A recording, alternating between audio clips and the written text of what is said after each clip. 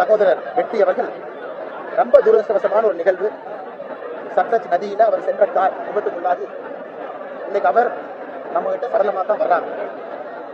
இந்த செய்தி நமக்கு கிடைத்த பிறகு அண்ணன் கைதை துரைசாமி அவர்களை தொலைபேசி மூலமாக தொடர்பு கொண்டு அதன் பிறகு நம்முடைய உள்துறை அமைச்சர் திரு அமித்ஷாஜி அவங்களோட தொலைபேசி மூலமாக பேசி என்டிஆர்எஃப் மூலமாக என்ன ஹெல்ப் நம்ம பண்ணணும் அப்படிங்கிறதுக்காக முழு முயற்சி எடுத்து கிட்டத்தட்ட 70க்கும் மேற்பட்ட என்டிஆர்எஃப் வீரர்கள் 5 நாட்கள் முழுமையாக சட்லஜ் நதியில மாநில அரசோடு இணைந்து இந்த பணியில் ஈடுபட்டிருந்தாங்க.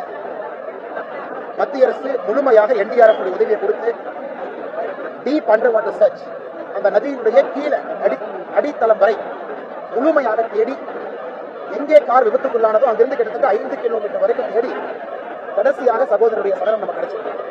இந்த துயரமான நேரத்தில் அண்ணன் கைதை துரைசாமி அவர்களுக்கு எங்களுடைய முழு ஆறுதலை தெரிவித்துக் கொள்கிறோம்.